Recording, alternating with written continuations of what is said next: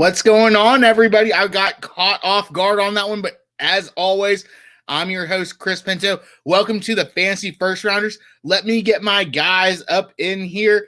First of all, I got my right-hand man, Tom. What's going on? Always chugging the beer. My fraternity brother, my ride or die for life, Ryan Hicks. And the dragon, baby, the wise one, Billy Whitt on them, boys. Guys, how are y'all doing tonight? Doing well. Fantastic. Can't complain. Tom, you were at a little hockey game last night, man. A little envious of you, brother. How did that end up? I'll tell you what, it was weird, right? First time I've been to anything in over a year now, but hey, Flyers got the W in the shootout. It was a good time to be back in sports, right? A couple more months we'll have some live football. Yeah, for sure. Guys, we are the Fantasy First Rounders, brought to you by the Rumboyz Network. Cannot say that enough, how much we love Robbie and the Rumboyz, Peacock, Sven, everybody behind the scenes, guys. We're going to jump right into this because we're going to get into our 4-week series, hopefully shorter, the running back theorem. We broke down all quarterbacks the last 4 weeks prior to this, and we're going to go into running backs because I feel like running back is super important. Tonight, we were going to have a special guest, Steffi Smalls, with us. Unfortunately, because of time constraints and different priorities, she could not be with us. We will reschedule for her to come back, but out of nowhere, we have our fearless leader, Robbie, with us. Robbie Johnson, what's going on, brother? Let's go. Hey, cheers to me. Cheers to you, all the Rumboyz and girls. What it do, dilly. This is my first time featuring on my own shit. This is weird. Man, we're super happy. I did my versions better with the Florio joint, so never mind. I featured on my own shit before. This is weird still, though. Like, this is weird. I'm like, oh. Hey, man, I absolutely love it. I've been a guest on your show multiple times. It's the first time you'll be with us. Everyone who is watching, I cannot say enough. Like, Robbie, if y'all watched me last night on Nick's P2W show with Troy King, man, like, Robbie's like gravity, guys. Like, he's a man amongst boys. What's going on, Bogart? We'll get into it real quick. Robbie, go ahead, man. What are you currently working on? What can everyone follow? Where can everyone follow you at? And let's hashtag free Rumboyz. Let's go. Yeah, hashtag free Rumboyz. Hopefully, one day I get my old account back, especially with all this like Twitter pay to engage stuff that's going on. Twitter, give me money. So yeah, I mean, hopefully I get my old account back. I mean, if not, it is what it is. It's kind of a blessing in disguise. You can catch me at Rumboyz Robbie on Twitter, at Rumboyz spelled with a Z, N-E-T, everywhere else. Just Google us at this point. You see it in the background. Type it in just the way that you see it. Promo code Rumboyz for monkeyknifefight.com. Promo code Rumboyz for free shipping on all Rumboyz items. You know, y'all need to protect yourself during the damn pandemic. I don't know where between my planner and everything that my mask is, but yeah, go get yourself a Rumboyz mask and download the SportsMe app. Do that right there. Download the SportsMe app. Robbie, let's talk about that really quickly, man. I'm fresh on it. I've got my profile on there. I've seen the hashtag Rumboyz essential thread, right? I mean, that's like when I pulled it up, my wife and I were looking at it, and it's like right between Adam Schefter and like top trending things right there. So my wife's like, what is going on? This is super awesome. I'm like, yeah. And then we click it, and I see Steezy, I see you, I see Clock Management on there. I see Peacock throwing in battles. And what is this? Like, how do I get in there, and how do I get to show my fantasy prowess? SportsMe is here to kind of eliminate the troll, I guess, if you will. It's not for the faint-hearted. I mean, everyone out there has an opinion, and this is a way for you to get face to face and put your opinion out there and exchange opinions. We have an amazing community right now. I'm actually surprise, one of the chief marketing officers for SportsMe. Cat's out the bag. But yeah, we're doing a lot of great things over there. Have some really big people up top putting money into the app to make it great, to make it a community that all of you will be able to enjoy. The way that you can show your fantasy prowess is download the SportsMe app and create an account. Like you said, you already have your account, and just hit that little plus button and just pop it off. Say, hey, let's rank these. I want you guys to rank these top, rank these running backs, and then just drop random names, and say, hey, rank them for me. I feel Robbie, I feel like Tom is underutilized. Like Tom needs to download this thing right now and drop some Eagles knowledge on some people. Like, if you don't follow Tom on Twitter, his Eagles stuff, man, is like top notch. I feel like Tom could just have his own little section in SportsMe.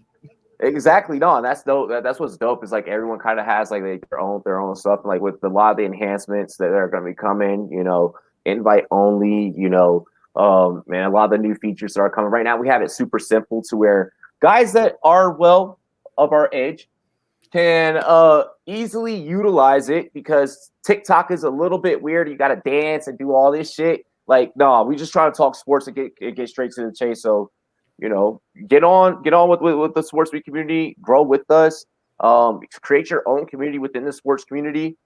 And I mean, it's like I said, it's a beautiful thing. We're available. We're not like Clubhouse or any of those other guys where we're on Apple only. No, we're everywhere. We're for everyone.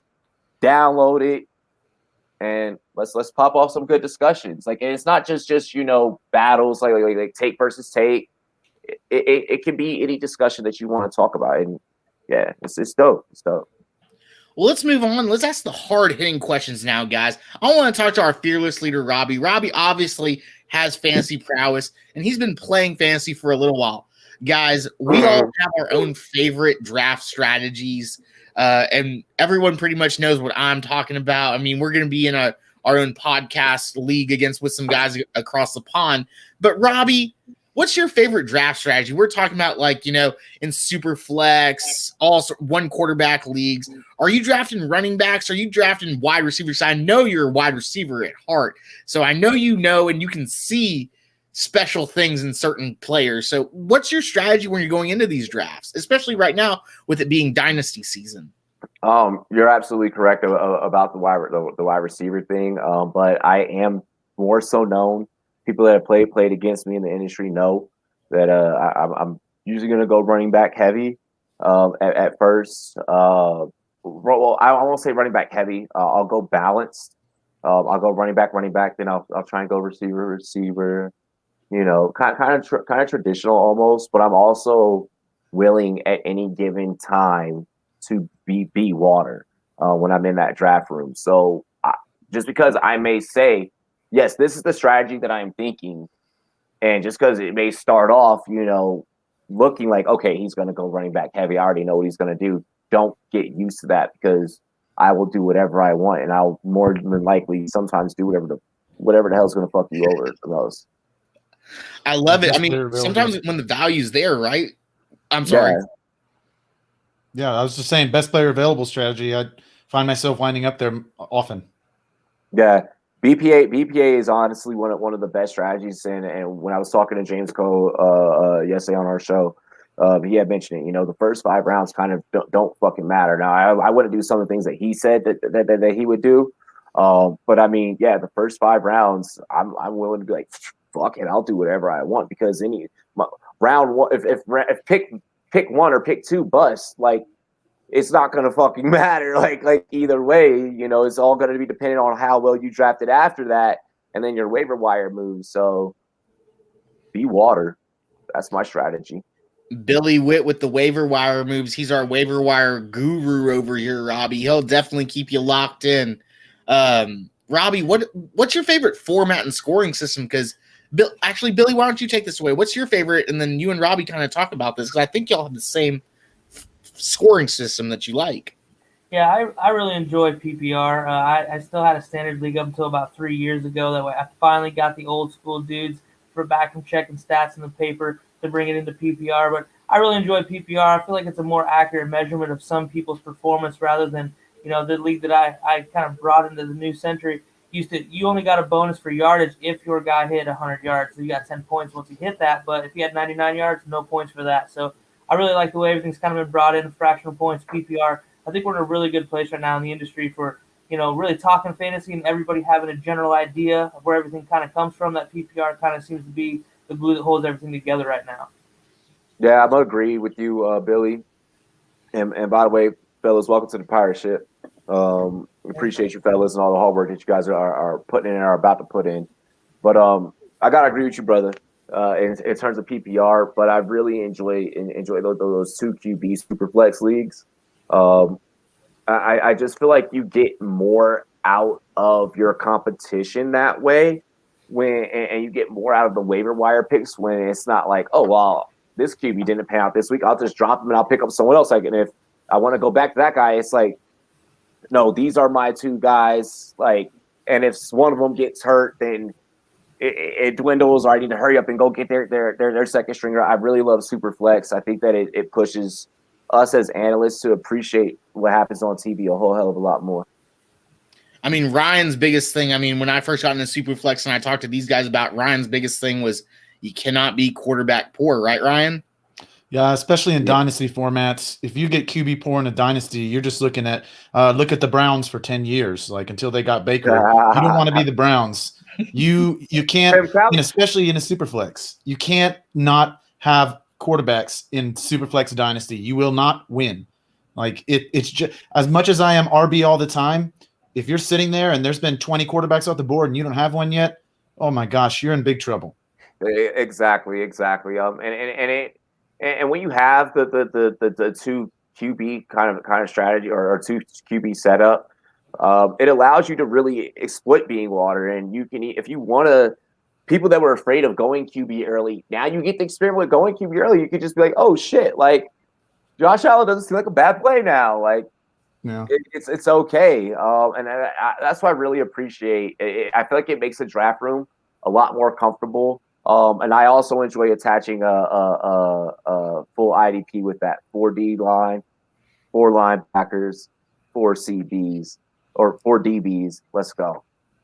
That's real. I was in a couple IDP leagues last year, man, and like that stuff gets real intense because you're like looking at some finite stuff with those DBs, and like my guy, I was sending these guys pictures of Jordan Poyer all year long. The dude is my idol. Go Jordan. I mean, his wife though, right? Damn. But much love. Robbie, okay, so here's something we've been looking at, obviously coming towards the draft. We've been starting to look at film and getting prepared for all these dynasty drafts, and then obviously the rookie talk that we're going to have. What are some players that you're targeting in the draft, veteran and rookie, right now? It doesn't matter what round, whatever that is. Who do you want to have on your teams right now? So I hate this time of the year. Sure. It's everything. Because these guys don't have destinations yet. So I don't know exactly what plays and what schemes they're going to be, locked into. So it's so tough because I wish I could give a rose to everyone. Sure. Right. Yeah. I'm with you. I don't want to go with the chalk answer on the running backs with the top two of Harris and Etienne, but because obviously that's on everyone's radar, and if you have the pick to get one of those guys, you're going to do it. And same thing with the receivers, Smith and Chase. So at receiver, I will say it's between Bateman and Moore, where I'm just like Moore, yeah. No, Rondale Moore. Oh, Rondale Moore. I got you. Okay. Rondale. So it's between those two at receiver. Couple big guys, I might add, both of them. Yeah, Billy. Yeah, I knew that was. I was waiting on it. Mad respect, B. At running back, Javonte Williams, and I just want to see where this guy lands more. So I don't know if I'm gonna draft him or not. But Kenneth Gainwell, like if Kenneth Gainwell lands in a place where they're gonna use a lot of jet sweeps and RPOs, I want all of that. Because that's the next Laviska. That's Laviska 2.0. That's Debo. Funny you mentioned those two guys, and Javonte Williams and Kenneth Gainwell. Those are two guys that the guys below you have both touted. Billy and Ryan have loved Javonte and Kenneth Gainwell this year so much where I took Javonte before ETN in a league. Shit. The dude, Billy and I talked about him for what, like 30, 40 minutes the other morning, where we like Billy had some good comps to this guy. Billy, go ahead and take it away real quick just give us a little insight. Well, first I'll say, watching him, he's kind of hard to figure out. He doesn't have a particular style. This guy looks to me like he watches a lot of guys that did it really well and kind of takes pieces of the guy's game.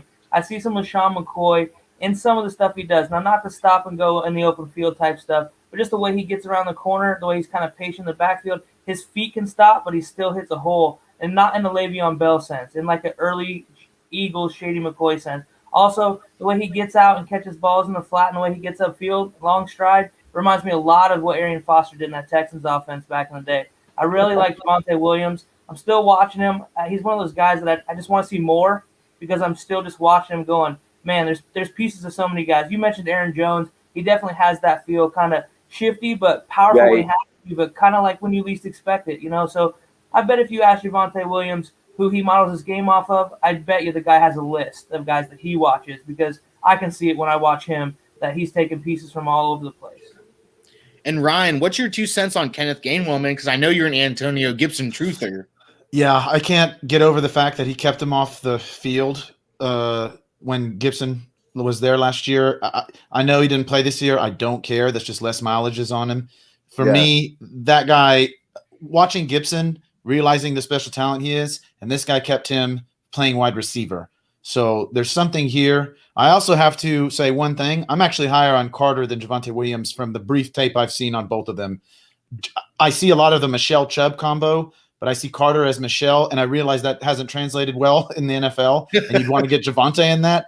But there's just – Carter has like that speed, elusivity that I need more film on these guys for sure. But at this moment, I'm leaning Carter. And, again, everything's going to come down to where they go. Sure. But I'm going to tell you right now, at receiver, this might be the first y'all hear this from me, but Tamarian Terry is a scary prospect. Scary. This is the first time in my life I saw a guy and I comped him to Randy Moss. Like, you shouldn't be that fast. I'm not saying he is Randy. I'm not saying he is Randy. But Tom, what do you have on that, brother? I don't have much on the new Scary Terry 2.0. I saw JB Cho down there in the comments talking about him. But I will say, as far as those NC running backs, I do like Michael Carter. And I think he's got the versatility. He can catch the ball so well that it's similar to that Laviska type guy where he can move around. He could play in the slot. He can play in the backfield. He can do whatever you need him to do. I mean, as just your 3-down back, I have some concerns there at, what is he, 5'8", 5'9", maybe 200, right? Like he's a small dude. Not that he couldn't do it, but I got, some concerns about him getting beat up. But I'll tell you what, somebody like the Bills, that you have somebody that you can pair him up with, that could be a solid option.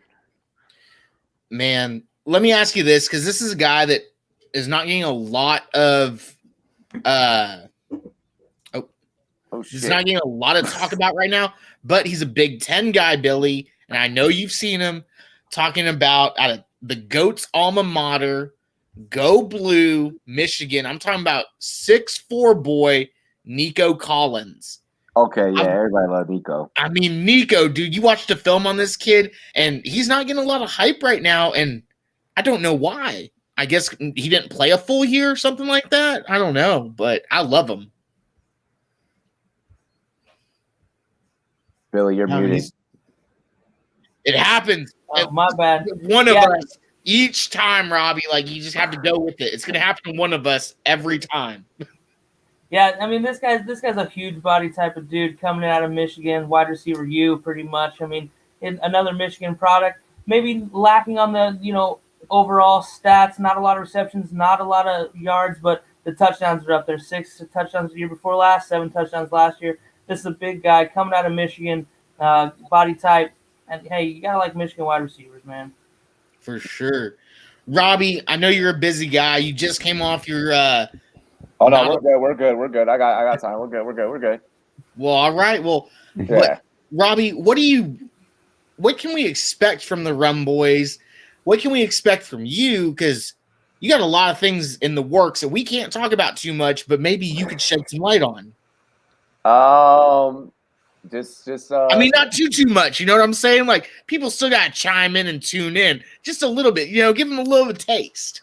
I mean, all I'm gonna say is get ready for March Madness tomorrow night. We're live with Marcus Grant from the NFL Network, and then I mean when basketball tips off and the tournament's officially set after Selection Sunday, you're gonna be getting a lot of content, a lot of different types of content from us. So, you know, different betting lines and that of the nature, us just, you know, sitting back.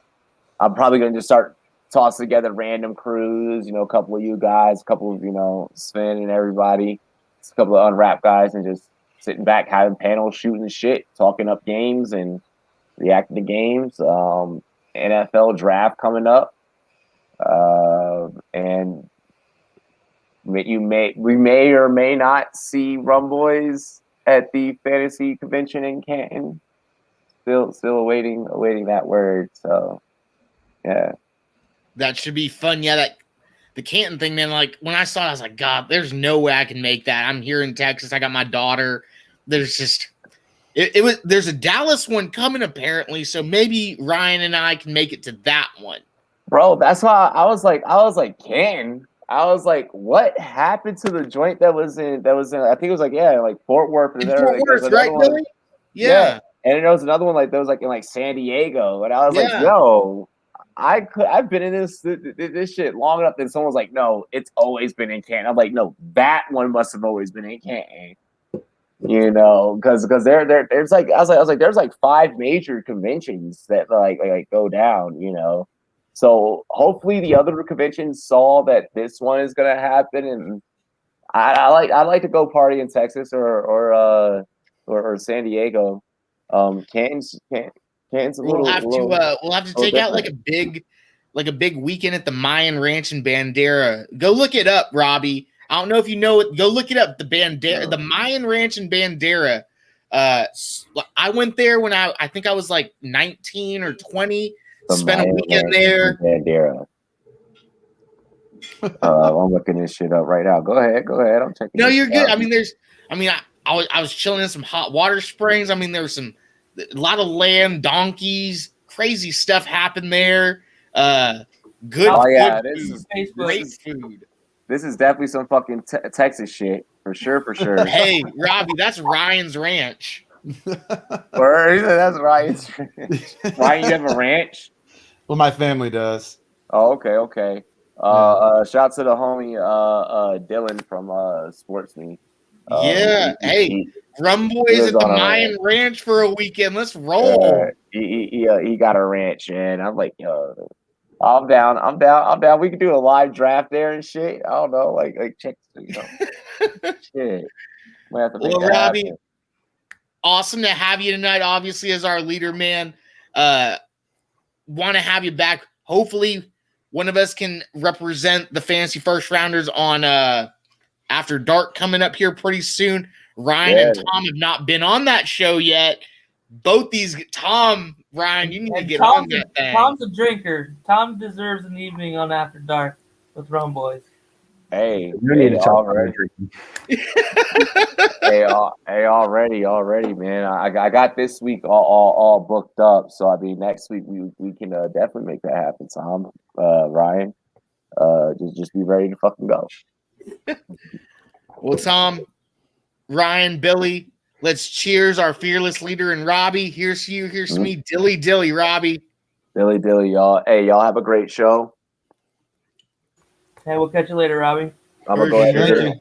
Yep, I'm gonna get to my 7 o'clock. Enjoy, fellas. Peace. Yep. Have a good one, guys. Everyone who is watching, paying attention. Obviously, that's at Rumboyz Robbie, our fearless leader of Rumboyz. Guys, let's not fox around anymore. Let's get into the meat.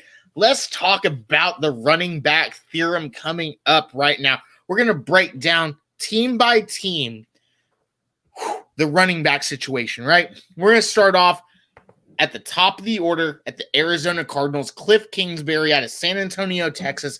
He's got a couple running backs in his room right now, and one that he fed a lot, right? In Kenyon Drake, a guy that I had a lot of hope in last season. Y'all heard me tout him and say his name so many times. He's on like all of my teams, right? And he had the workload. But also, when he wasn't on the field, Chase Edmonds, who Cliff Kingsbury has also said could be a true every down back for them, shined. There's the third guy as well, Benjamin, who is a hometown kid, drafted out of the 7th round last year from Arizona. He's got the build of a Cliff Kingsbury running back, right? He's like 6 feet tall, 195, can catch out of the backfield, very elusive, very Chase Edmonds-esque, right? Kenyon Drake's a little bit different, more heftier, right? And I'm still a Kenyon Drake fan, where if he stays there, I think he's going to be the guy to own. So as of right now, I'm still a Kenyon Drake guy. So let's start with you, Tom. What can you tell me about this running back situation? What can I expect, and what do you think is going to happen? I'll tell you what, I'm definitely not as big of a Kenyon Drake guy as you are, right? Sure. I know that's your boy. I know your wife is a big Drake fan. Somehow that links into it. I get it. Here's the deal, though, right? Like when you tell the story, you get to build the narrative. So for me, Kenyon Drake, don't get me wrong, I do like him. I think he's a very good running back. Looking kind of long term here, right? Over the next 2-3 years, even. I mean, Kenyon Drake's 27. He hasn't been a workhorse back, but you're going to get to a point where you're going to start to see some regression from him. Like, you get running backs into their late 20s. Generally, that's when you start to see them regress. Good news for the Cardinals. They have Chase Edmonds. I'm a big Chase Edmonds guy. I think he's got a lot of potential. And I also like Benjamin, super late pick. Like you said, similar to Chase Edmonds, right? I think that the two of them would be great. And we just kind of talked about this guy, but I kind of think this could be a decent landing spot in a mid-round, kind of 3rd, 4th round pick for the boy out of UNC, Michael Carter. I know he's very similar in size to Chase Edmonds, not totally different style of running back, but he's got, I think, a little bit better receiving ability, which could help him out. And I'll tell you what, Cliff Kingsbury is a creative guy. I think it'd be really interesting to see, Chase Edmonds on one side of the quarterback and Michael Carter on the other, out of the backfield. You never know what's going to happen with a formation like that, with DeAndre Hopkins out wide and Christian Kirk on the other side. It could get pretty scary. JJ Watt at tight end. Exactly. JB Cho. I don't think Chase Edmonds is a lead 3-down back. I don't think either one is, but I think if you match the two of them up, it could get pretty interesting. And Ryan, keep your comments to yourself. Yeah, Kenyon Drake, like I said, he's not long for the Cardinals. You got this year, I think, and after that, I could see them trying to get rid of him at the trade deadline. Well, guys, Drake has regressed to the worst yards per carry number in his career at 26. He had the lowest catches of his career outside his rookie year, where he barely played, and the lowest yardage. He hasn't scored a touchdown through the air in 2 years. He is a liability in the pass game. He averaged 4 yards a carry on 239 carries. Like, that kind of volume should instantly crack 1,000 yards, and it didn't. He was ineffective this year. And I'm not saying that that's everything moving forward. I think there's a lot of stuff a little bit out of sync with the run game in Arizona, but I do think they need to be looking for new talent. I just think that maybe you have a year left with Jake where he's like a serviceable back, but I think that's all he is now. He was also doing a lot of mouthing about, oh, y'all just wait. If you drafted me in fantasy, it's going to pay off later. All right, dude, just focus on playing, please. Unless you're like in some fantasy leagues, like I need you to play and not worry about my fantasy team. That's my job. Your job is to score and to get yards. And you didn't do the greatest job. We had higher expectations this year, Kenyon. As far as Edmonds, I love him as a complimentary back only. I don't love him as a feature guy. To me, though, he averaged the same yards per carry as Kenyon Drake did. Like, that's crazy. No, excuse me. He averaged 4.6 yards to 4. Edmonds was superior to Drake this year when you talk about in the limited sample size. So obviously Drake had more volume, and it's not going to be as easy to get it up. But with Eno Benjamin, I think you're looking at a guy who's going to be never a feature guy, but it can be some RB depth. I do think they need to add some real talent. Billy, what are you looking at? Yeah, so Kenyon Drake's one of these guys that I like him, but he never ends up on my fantasy team, if that makes sense. Like most of the guys always end up kind of liking him more. It's like Miles Sanders with me. Yeah, exactly. And whether that's good or bad, it's just kind of how it shakes out with where he goes and how I draft. Kenyon Drake does not end up on my team much, but I did acquire him in a dynasty league. I'm kind of excited to see where he ends up. Simple reasons why. 3 straight years being a top 20 running back and hasn't really had a big workload up until this last year. However, Chase Edmonds caught 53 of like 67 targets, so really kind of capped Kenyon Drake's usage in the passing game. But Kenyon Drake does have 2 seasons with 50-plus receptions, but I also don't think he'll be a Cardinal next year. He's gone in the free agency, and I think he's going to be looking into having another opportunity where I think he might be able to shine if the situation's right. I'm not exactly sure what that is off the top of my head, but I think Kenyon Drake could be a serviceable back in an offense that's maybe just missing, a guy. I think he went to maybe the New York Jets. I think he could have a relatively good situation for himself, being kind of featured and not having somebody, cut off his passing game. I mean, top 20 with really no passing game work due to Chase Edmonds. So as far as the Cardinals themselves, Chase Edmonds, I'm with you guys. He's kind of like that Nyheim Hines. He's kind of always going to hamper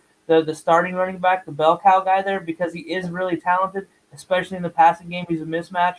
And just kind of the way they use him, usually down in the red zone, it kind of caps the receiving upside of whoever's going to be the lead back in this offense for now. And as far as, Benjamin goes, this is a guy I just don't like. Iowa proud here. He was a really big, touted recruit coming out of Texas, supposed to be coming to the University of Iowa. Some character questions came up. He left and took all the recruits with him. So you won't get a whole lot of good out of me as far as Eno goes. He went to Arizona State as kind of a consolation prize for the situation melting down at Iowa. But I do think he's good depth. He's been a touted prospect for quite a while. But I see him kind of just being that third running back, special teams guy, maybe play a little bit of a role. They'll be looking for a lead back in this offense, and they might be doing it through the draft. I think they need to find someone that's kind of an electric playmaker. Maybe Michael Carter, like Tom mentioned, would be a good fit for them. Having 2 backs, kind of smaller guys, they might be able to make that work when one guy doesn't have that huge role. But I do think they need somebody electric in that offense. The only thing I can add is I've watched a lot of Cliff Kingsbury offenses out of Texas Tech, right? He's got to have the one bulldozer type back that's not going to be, he just got to get the guy that's got like 3 yards, he falls into the end zone. Who could that be? Not too sure. Is Kenyon Drake going to stay? Are they going to restructure the contract, re-sign him? Not too sure. Michael Carter, he doesn't really fit that bill, but definitely like the X factor, like CEH, I would say. That's really all I could think about. Do what? Oh, yeah. Ooh. Okay. Yeah. What about what's your guy, Billy? Marlon Mack. Marlon Mack would be a really good fit in this offense, assuming that coming off that Achilles, he's actually ready to go. And you keep that compliment there with the Chase Edmonds, I think that could be a really good situation. Marlon Mack, very underrated. Really kind of his career got off to a slower start than it should have with injuries. But if you watched him when he was healthy, this guy's a ball player. So my wife has these for me. I was like, hey, I need note cards, right? And she goes, okay, I'll make note cards. Those are like fancy note cards, right? I'm going to have to put down Marlon Mack, Billy right here. And at the end of the season, we'll see. Because there's a guy that I've been talking about for a while, but I'm going to give Billy Marlon Mack, man, because I like Return of the Mack. I'll tell you what, I don't hate that either, because coming off that Achilles, being able to take some of the pressure off him with, Chase Edmonds and, anybody else in that backfield, it's not a bad option. Not at all. So yeah. Well, let's go and talk about a different team right now that I had to eat a lot of humble pie about last season. Multiple reasons, right? Wide receiver 1, running back 10, 12, and this is a guy I want to talk about, Todd Gurley, right? Golly, I mean, Todd Gurley Brian Hill for the Atlanta. Ryan, I see the smirk down there. But, I mean, what do you think the Atlanta Falcons are going to do? I mean, I just dropped my pen, right? I'm looking at Todd Gurley's stats over here. Exceeded expected points, underperformed, running back one couple times. Brian Hill, he's had some serviceable weeks. He's been a top 12 guy a couple of weeks. Like, with the new coaching regime, what do you think is going to happen here, guys? And what do you expect from the Atlanta Falcons? Billy? Todd Gurley probably not going to be there. Either is the backup guy there, Brian Hill. Ito Smith averaged a little over 4 yards a carry. Not a bad player, but kind of one of those guys that's just a depth, kind of situational type of guy. I really think the Falcons, for this offense, that Tennessee kind of offense look is what you're going to expect out of them with the new coaching staff. They're going to want a big bruising pounder guy. And, man, I am really, really, really hoping that Najee Harris somehow ends up in a Falcons jersey, because I think he would be the perfect fit with these guys now to help that offense turn around. Todd Gurley wasn't particularly ineffective earlier in the year, just as he got going. JV Cho, Kenyon Drake to the Falcons, I do not dislike that at all. I think that would be a pretty good fit, actually. I think he could do the job there. He's a big pounding back and can catch the ball too, so I like that. But Gurley, we all knew he was kind of toast. That was a 1-year trial run to see if he could do it. And, hey, he looked good for a while. But, man, when Gurley's tired, he's done for the year. And the backup guys really just, quite frankly, ineffective enough for that offense to really be too effective last year. A lot going bad in Atlanta. But a Najee Harris signing, I'm really hoping that happens just for the fun of it. He would be a really touted rookie running back in that position, in that offense, assuming that he'll get a large volume of carries with Matt Ryan in the gang, as that play action is ever so important. Not everyone realized Todd Gurley was done, Billy. I'm sorry. Okay. Just so everyone knows, not everybody here thought Todd Gurley was done. Hey, I still liked him enough to draft him a whole lot, and I was. That's just because I was talking about him. Like, I get it. Like, I'm persuasive a little bit, okay? Like, you, John June, JB, like, these guys, you guys tell me, like, I get it. My takes are sometimes bad, but I'm persuasive, so you gotta take it, right? Sometimes they're good, sometimes they're bad. So, whatever. Ryan, what do you got on the Atlanta Falcons? For me, there's nobody here that does anything real for me. Ito Smith is a backup. Quadri Allison is a backup. Brian Hill, okay, in theory, but he really didn't beat out Todd Gurley per se last year either. So if you're putting the keys to the backfield into Brian Hill's hands, that's nerve-wracking. If they don't address running back in the offseason, either via free agency, like I said, I'm not a huge Drake fan, but that does make kind of sense the more I think about it. I mean, Hill has shown flashes, and he had a 4.7 average this year in yards per carry, along with 1 touchdown. But he's not. He had 30. Actually, he had 25 catches, 30 targets. So the guy is like, when you look at the usage that he had, yeah, that is reasonable. He's not like a liability in the passing game, but he's just. I don't see feature back. Gurley, I don't see anything anymore. It's just because of his knees. He's still the same guy, but his knees gave up last year. So let's be real. If they do not address running back, I would be cleaning house in Atlanta. I mean, I'm looking at Brian Hill's stats right now, and obviously the first 2 years he was there, 25, but he jumped to 41.2 scrimmage yards per game, and that's when he scored his 3 touchdowns. Scrimmage for denomination, 7.5%. That's really good for the limited work that he got. Serviceable, yes. Yeah, Joshua Gurley was definitely the goal line back, and like whenever they were like at the 5-yard line, you're gonna throw it to Julio 3 times, he's gonna miss it, drop it, whatever he's gonna do, and then Gurley's gonna scamper on in there. But Tom, what do you think, man? I see you got the mic really close to you. Yeah, so look, I mean, I'm gonna get this out of the way early, right? As far as free agent running backs this year, I'm not super excited about this class for anybody like the Falcons that let's be honest, they're probably not going to win this year, right? Like it's not a win now mode for them. They're in a rebuild. Matt Ryan's going to be gone soon. Julio gone soon. It might not be this year, but it's in the next 2-3 years. It's not a great option. So when you look at who's available in free agency, though, I mean, it's pretty ugly. Like you have, Marlon Mack's 25, Matt Breida is 26, Fournette 26, James Conner 26. Ooh, that's ugly. Then it gets up, like you're getting into older backs now. Kenyon Drake 27, Gurley 27, Wayne Gallman 27, Aaron Jones 27, Chris Carson 27. There's not a lot of good young running backs. Hey. Easy on Aaron Jones. Now, Chris is going to. Thank you, Billy.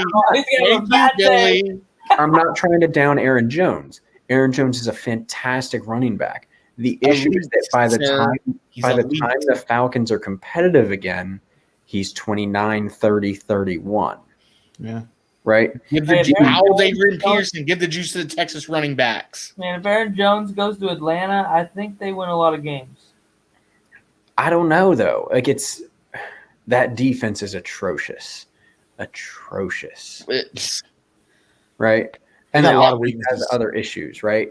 Yes. Matt Ryan's not bad. Julio is Julio, and Calvin, like their receivers are good. Hayden Hurst should be good. The offensive line is way worse than it should be. You're right. It should be much better than it is. And it's not like Todd Gurley was at fault for them being a bad offense last year. There's a lot of issues down there. So you're not looking at even if you bring in an Aaron Jones, I just think that there's too many issues in Atlanta, even with a new coaching staff, to win this year. So to me, it's not if you're going to go free agency, it's a Marlon Mack. I want that 25-year-old young guy, and I'm bringing in somebody else because I don't really want him getting just pounded this year with a huge workload.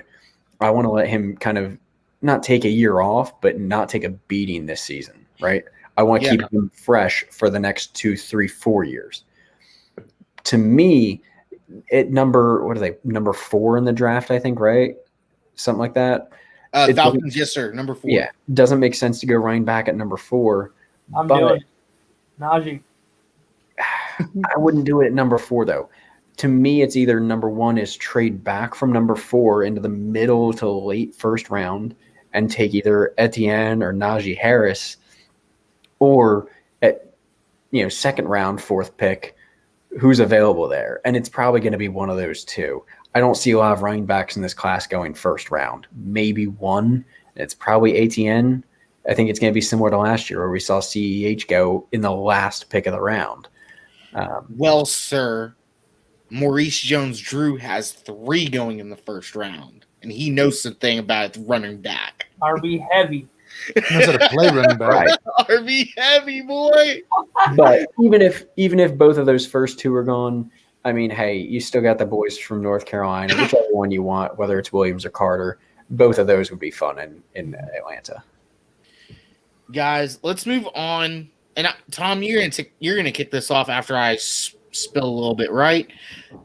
One of my favorite teams in the league, because of their running back. You guys know how I have a huge affinity, man crush for J.K. Dobbins out of LaGrange, Texas. Yes, sir, no, sir. When he got drafted, dude, I cried. I saw everything. Oh, golly. I remembered when I met him in College Station for their playoff game. And the dude was 4 inches taller than me, but 12 years younger, and still looked me in the eye and gave me that handshake and said, yes, sir, no, sir. You got to like that about a guy. Talking about the Baltimore Ravens, obviously their running back 1 is their quarterback in Lamar Jackson. Over 1,000 rushing yards last season. He had 908 and then 1213. So averaging 1,000 yards, right, over the last 2 seasons that he played. But I'm looking at J.K. Dobbins, right? Excuse me. A guy that has set a record having 75 yards and a touchdown in multiple games, more than anybody else. He's on the level of LaDainian Tomlinson esque, right? He beat out Todd Gurley, a guy that we just talked about. But the Ravens are a run-heavy team, and they've extended Gus Edwards, I believe, or was it Justice Hill that they extended? One of the 2 guys that's going to muddy up the waters. They let go of Mark Ingram, right? But you still have Lamar, and JK. What can you expect out of this? Because a lot of guys right now, right? Obviously, dynasty season, like we mentioned earlier with Robbie, JK is a first-round guy if you're going running back. And I don't disagree with that, but I feel like kind of like CEH, that's the ceiling and the value's kind of maybe not there. What do you guys think? Tom? Yeah, I mean, I like Dobbins, don't get me wrong. Drafting him first round, I'd really be stretching, I think, just because I think he's not far from his ceiling. I mean, he's very effective, don't get me wrong. 6 yards per carry, did 805 yards, 9 touchdowns last year. Those are great numbers. And I think that getting rid of Ingram only helps everybody on that team. You guys know my concerns with Lamar Jackson. If he goes down, this team it's a different team. It gets better, right, with Trace? Well, yeah, Trace Mcsorley is great. But I will say Gus Edwards actually might be a bit of a steal, right? I feel like he's a guy that's not on a lot of people's radar, and he interests me more. I mean, you look at last season, 723 yards, 6 touchdowns, and by the way, he's averaged over 5 yards a carry the last 3 years and over 700 yards every year.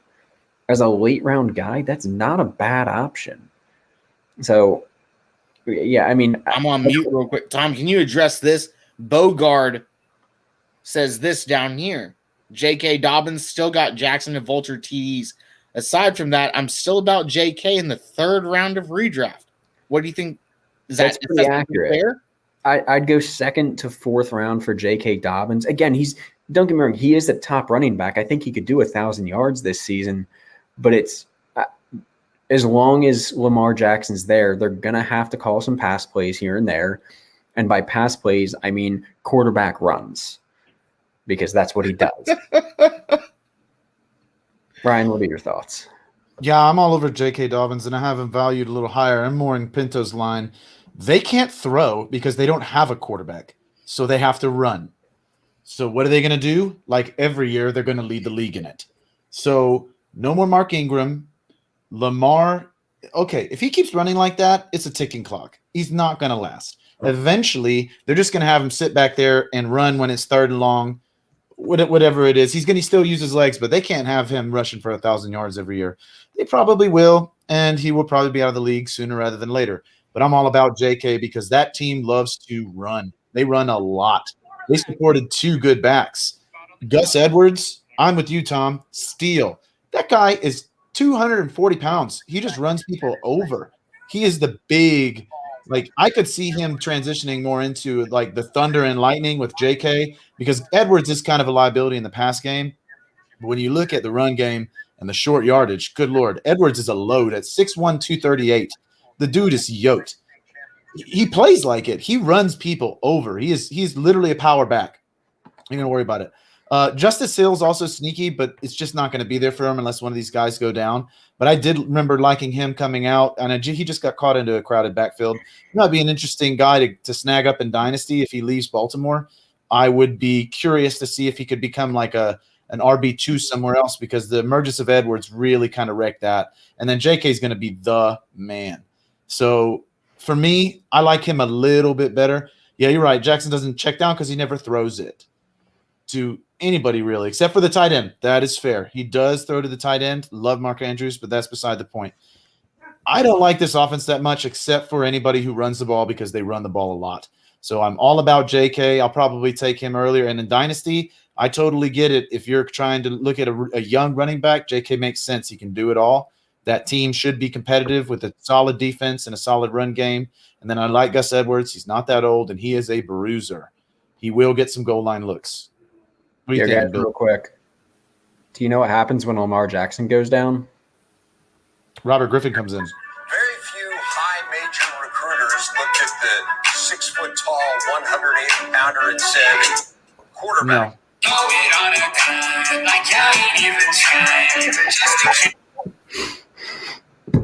You're muted.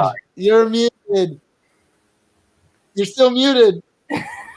You're muted, Chris. I'm not sure he has no idea. No, you're muted. Apparently, Pinto jammed to that song in his minivan. Snapped that thing so hard. Throw it on a dime. Yeah, y'all aren't even trying. Just a kid from Briarwood. I'm wearing number 9. Baker won the Heisman. Next up, Trace McSorley. Yeah, no. If we're talking about rapping, he's pretty good, but he's the He's up there QB3. he's up there with Cole Beasley, right? Like, gotta be. He didn't rap the song, by the way. That's somebody else. I mean, Yeah, so he's not even good at rapping, guys. Hey, real Ryan Hicks. If you're an OG to this show, you know. Oh, I know. Season 1, real Ryan Hicks started off every episode with a little rhyme. Oh, that was fun. That may come back one extremely day. fun. I want to do that again. Yeah, we'll bring it back at some We point. got to bring it back. Hardcore. Yeah. Once the season starts, that's a staple. Yeah, maybe it'll be a season thing. Yeah. Billy, did you talk about JK yet? No, I haven't. About to. Sorry to interrupt. If you're into You're fantasy good. football, I was like, man, not enough people talk good things about JK. Where's Billy at? yeah. So, fantasy football, if you're looking for rushing stats, look no further than the Baltimore Ravens. 555 rushing attempts for this team. That's over 30 more than the next highest team, and only 3 teams had 500 attempts or more. They're at 555, just to put that out there. Almost 400 more rushing yards than the next closest offense. So these guys run the ball as much more than anybody in the business. So having a piece of that, especially their lead back in J.K. Dobbins, is a great investment. This is a guy that also didn't have double-digit carries until week 8 and still was a low-end RB2. 9 rushing touchdowns, 800 yards, 6 yards a carry. This guy's a monster. Now, Gus Edwards, on the other hand, he kind of capped off the value that JK really could have had, but it's okay. I think it showed that they can both be productive. JK leading the way. He's obviously the more talented guy, the more well-rounded. However, I don't think Gus Edwards goes without a role next season. And yes, Lamar Jackson is their RB1, but they had 3 guys that had over 100 carries, and all 3 of them were relatively productive, all averaged 5+ yards per carry. And like I said, in an offense that runs as much or more than anybody, getting any piece is pretty good. And to Tom's point that Gus Edwards is a good value, he's a low-end RB3 at his current role last year. And this is a guy that you're probably picking up off the waiver wire. You may not even have had to draft Gus Edwards to get RB3 numbers out of him. So getting a piece of this run game is a really smart investment on fantasy football leading up, especially with Greg Roman being there. OC, if you know anything about Greg Roman, he runs the ball. So that's what he's known for. That's what he does. And with this talent, maybe they add another receiver and make it to where these guys aren't seeing so many loaded boxes, because a lot of times, defenses are uptight on these guys, knowing they're running the ball, trying to keep Lamar Jackson in the pocket, not letting him get outside. And, hey, JK showed he can still be productive against these fronts. He can still be productive splitting time with a guy like Gus Edwards. And the lead man in carries, almost 10 carries a game in Lamar Jackson.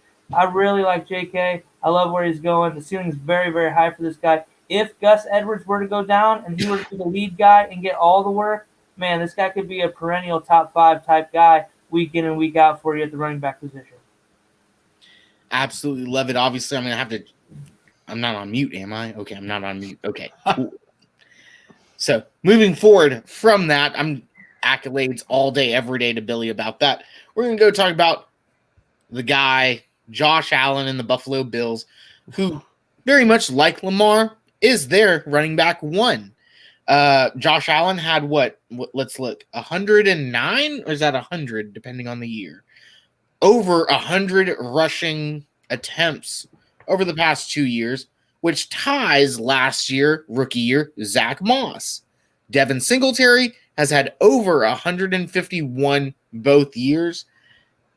And it seems like Buffalo has a lot of volume, but they can't find a true running back 1. A lot of analysts last year touted Zach Moss.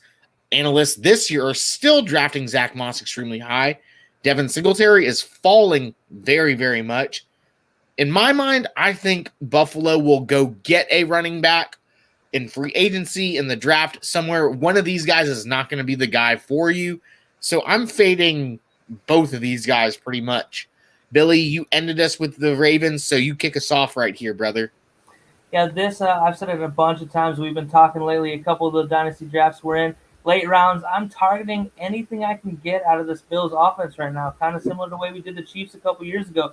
This is kind of the up and coming, the place to poke and prod and pick some production out of these guys. I mean, with Josh Allen running the show and what he's turned into, anybody playing around him is a great opportunity. So Zach Moss for me over Devin Singletary. Devin Singletary, there's something missing with the guy at the running back spot. I just don't see it. Zach Moss, I do see flashes, and a lot of his production came from he was kind of the guy they utilized in the red zone with this duo. Obviously, the late season injury kind of hampered him a bit, and how quick we forget that he kind of looked like the better running back, but I'm with you. I think the Bills go shopping in this free agent class. Maybe this is a good spot for Kenyon Drake to land on a cheaper deal. I also would really love to see them spend the money and bring Aaron Jones to town. That offense with Aaron Jones, they let Smokey Brown go. Gabriel Davis slides into that wide receiver 2 role. They're shopping for tight end, as they've talked about, so that kind of hampers our guy Dawson Knox. But if it's Zach Ertz were to show up, give those guys another legitimate veteran in a really young huddle, I like it. Chris Carson, I'm not a Chris Carson guy. I've seen the production, but injury for me. I'd like to see the Bills go get another guy that maybe doesn't have the question marks, because the Bills are really close to being able to take down the Chiefs in the right night, you know what I mean, type of situation. So I'd like to see them add one of those guys. Aaron Jones to the Bills would be a grade A plus situation for both the Bills and Aaron Jones as a player, in my opinion. But for me, Zach Moss versus Devin Singletary, I will have 0 Devin Singletary. I'll have a handful of shares of Zach Moss because I still think he's a pretty good player. Fair enough. I'd fade Devin Singletary all day. And like you said, a little bit of Zach Moss can't hurt. Ryan, we just saw, went from 6 to midnight very, very quickly when Bogard had the Chris Carson of Buffalo, because we all know between the 4 of us how much of a Chris Carson guy Ryan is. And in my mind, Chris Carson is a poor man's version of Aaron Jones. So Buffalo would get it on the cheap with what is it, Tom? 182.5 on the cap right now. Like, everyone's looking to cut corners. We saw the devastation today from New Orleans. Everybody getting cut. Everyone's getting cut. Emanuel Sanders, Quan Alexander. Like, Quan Alexander, boy, like, that dude's a ball player, and you're cutting him. I'm like, golly, ain't no one safe. So, Ryan, what are your thoughts? Obviously, what do you think? Obviously, could Chris Carson fit into this mold? And then what do you think? Yeah, and I actually kind of agree. He's a poor man's Aaron Jones. I just don't think he's that poor. He is like an obviously 80, you like him. Yeah, he's like an 85% version in all aspects, except for power. He's more powerful, I think, than Jones is. Otherwise, Jones is son of Texas, Ryan. Come on. Yeah, but Chris Carson is a man-child. He's been running like a maniac for a long time. He does get banged up, but he rarely misses games, except for this year he missed more. But to me, like, they're trying to compete and win now. So I'm less concerned about Carson's age. They need a back immediately, and I don't think that back exists on this team. I was never really buying Zach Moss that much last year, and yes, I saw the flashes, but to me, I think the same way you were saying about Singletary, I feel the same about Moss. He's just missing something that makes me go, ooh. I don't feel ooh with him. Honestly, also, having Josh Allen there is going to vulture some TDs, but that's okay. They need a back. Like, the place that I thought Singletary just destroyed Moss was in the passing game. Oh, my God. Aaron Jones could just fill every single hole for these guys. They got to figure out a way to make this happen. Because if they go into this season with Singletary and Moss as their lead backs, I think that is a big disappointment for Buffalo. And I think Buffalo fans will be ticked off too, because you got the receivers. You got to love Diggs. I'm a big Davis fan too. I think Knotts winds up being the guy. They're going to shop tight ends, but I think Knotts might win the job anyways. I'm infatuated with his athleticism and what he can be, not what he is. But really, Buffalo really needs to address running back, whether that be in free agency or the draft. I mean, like you said, with the cap, it might make more sense for them to go get one of those guys in the second or third round. Like, I would love to see if Najee Harris all of a sudden somehow makes it to them in the second, which I don't see, but or Etienne, yeah, which I don't see that. But man, Gainwell, how about this? All about Gainwell. I'm gonna take a little Tom Fire real quick, because I like what everyone's saying, but how about a guy that's set a college football record from the home state, repping the Buffalo, Patterson? He's already played in the weather. He's a small town kid. Talking 8 Cordero touchdowns in a Patterson? game. No, I'm talking about Jarrett, son. Jarrett Patterson, the running back. 8 Yeah, from touchdowns Buffalo. in one game. He's small, though, man. He's small. That's my concern. I haven't done enough film study on him, so that's all I'm going to say. But he's like 5'9", 185. That's like a receiver. Josh That's- Allen's that like what, concerns me. 6'4"? Yeah, Josh Allen is Superman. So he's the goal line back. That's fair. But do you really want your quarterback who you're going to need a long time? I mean, we just ragged on Lamar for the amount of damage he's going to be taking. I know Allen's bigger, but look at Cam. Cam's big. How many touchdowns you seen Tom Brady score on the 1 yard line? Oh, yeah, he's good at 43. And he's good at that 1 yard sneak. He really is. It's remarkable. But yeah, I mean, I can see it. I think I would look at him in a lot of the same ways as I look at a guy like Cohen or a guy like Hines. Okay, where that's fair. I'd like to get him in there, but not necessarily to be day one starting RB1. That's He's fair. a weapon, especially if you have to get rid of Singletary and Moss. I see a lot more Singletary in him with the passing. We're Moss- taking Tom's time right now, Ryan. Oh yeah, sorry, Tom. Go for it. You good? No, I'm listening. I enjoy it, man. Of course, that's why we do this. But what do you got, Tom? I know you always add the extra spice. So look, the mindset I have for the Bills is they're in a win now. Like this is quarterback's on a cheap deal. He's one of the best quarterbacks in the league. This is your opportunity to go to the Super Bowl and win, right? We haven't seen a quarterback on that second contract win the Super Bowl for how many years now? When's the last time you guys have seen somebody not on a rookie deal win it, aside from the douchebag McGee that we all hate, other than that guy? Right? There's one dude that does it. So Yeah, he takes a contract. He Yeah. gets deeper contracts. Yeah. So looking at the Bills, though, they have 15, 20 mil in cap space, give or take, right? Obviously, you have the Just draft. enough for Aaron Jones. Well, keep in mind you still got the draft in there. So you have to account for draft picks. I don't know that it's enough for Aaron Jones, but could you make space? Probably. So here's the deal: can they pay Aaron Jones $9.5 million a year? Here's the question. He turned Will down Aaron 9. Jones- He will turned Aaron down Jones 9 stay? from the Green Bay Packers. I don't think it's necessarily about money. I think Aaron Jones is ready to move on. They've got A.J. Dillon breathing down his neck. I feel like it's just kind of the type of thing where it's time. He wants to be appreciated. Yeah. He was. He wants to I play mean, for the Aaron Dolphins and the Rodgers Bills. touted him, right? Got Mike McCarthy fired. He's like, "You gotta utilize this guy," and they didn't. Yeah. McCarthy out You're of not here. wrong. We bring in A.J. Dillon now. Saquon 2.0, Tom. I know you drafted that guy as your running back too, and now you're looking super, super smart. And I got Aaron Jones. And I'm pissed about it. I'm a hater. That's all I'm saying. I'm a hater of A.J. Dillon. That's it. I know you are. But look, so here's the thing, right? So based on estimated market value, not a perfect thing, but give or take, Chris Carson, not that I'm a big Chris Carson guy, the value is about half of that of Aaron Jones. So if you are, in a situation where you want to bring in anybody else outside of the draft here, other than just your running back, Chris Carson is the way to go. Because it doesn't matter that he's 27 years old, because you only need a year or two out of him. It's win now. You don't need Marlon Mack that's 25 that you need a long-term deal.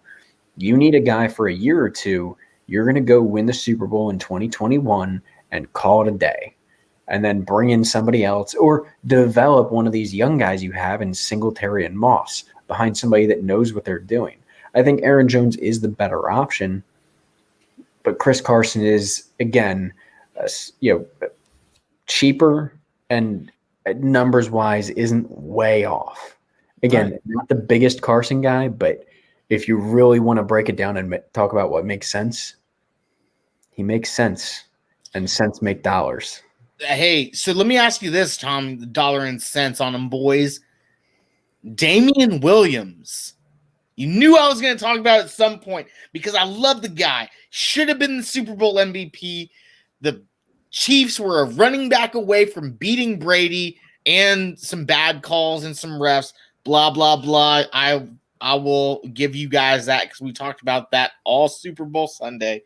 But Damien Williams, he's super fresh, not an injury. He just said, you know what, guys? COVID, nah, I'm gonna stay home. Like, I'm a chill. So my Also- honest thoughts on Damien Williams? No. Oh, okay. I just feel like it's necessary to point out that for the last 3 years, Chris Carson has scored 9 touchdowns all 3 years. Yeah, And that's he not only- good. I mean, he's consistent. Yeah, exactly. Even no matter how much he's played, how much he's been on the field, how many carries he's had, he's a 9 touchdown every year guy. It's like Kamara Well, I with those want him 82 in catches. round 3 of every one of my drafts, is what you're telling me. So thank you, Russell. If he goes to Buffalo, he goes to round 2. Well, Yeah. if He he goes to about Buffalo. that later, then when we get, we'll talk about that later, right? if you can get him Moving that, now, right? now is the time to pick up Chris Carson. He's going to do well wherever he goes. Let's be honest. That's true. I I mean, agree. right now is the time. It's the Schrodinger box. So thing, here's the thing. right? If I'm looking for a running back, I don't want to rely on Chris Carson to if I'm in a dynasty league, right? That's my thought process right now is dynasty. Right. I It's don't wanna- dynasty season right now. I don't want to rely on him to win my championship, but I'm going to let him get me to the playoffs. So Okay. what I'm going to do is I'm going to get him now, if possible, trade him at the deadline because his value, especially if he goes to a place like Buffalo, will be very high. And I want to trade him before that value starts dropping. Like, great, he might continue having a fantastic rest of the season. I don't care. I want the value out of it before he starts to 28, 29 years old, move into those later years of the career. Get nothing. I can get exactly. I'm going to get the value out of it. And I want that value early season to get me into the playoffs. Yeah. But I want to make sure that my team around him is strong enough to still win me the championship. Or is there one other spot that you're going to basically get the return you need from trading him? To that point, That's super good. if I'm the Bills, though, and just the way this offense is built, Stephon Diggs is still 26. He'll be turning 27. Josh Allen, really young. Gabriel Davis is really young. I'm looking for the youngest guy I can bring in to try to keep this offensive continuity for several years here. Because if you meet the Chiefs and you know, maybe Mahomes isn't 100%, the Bills are the one team that are kind of built to be able to run with those Chiefs. And essentially that's what the AFC is right now, is a race to beat the Chiefs. And I think the Bills could really, really have a handle on that with some running game. So if I'm them, I'm trying to find a young guy that I can roll with for maybe 5, 6, 7 years while we ride out this stretch of what Josh Allen is about to do right now. I just feel like it's a really important time for them to do that. An older back is a win-now proposition, and I'm not sure that's actually really all that intelligent. I don't think you're going to beat the Chiefs for a minute. So question for you guys. What if you got an Aaron Jones or Chris Carson, right, on a 2-year, 3-year deal, right, till they're 30 years old or so, and still draft somebody in the 2nd or 3rd round, a Michael Carter in the 3rd, again, that kind of middle round guy who I think most of us think has very high upside. You don't need him to be an every down back, at least for the next year or two until, and even then you could bring somebody else in at the end of the Aaron Jones or Chris Carson contract to, be that power back for a guy like him.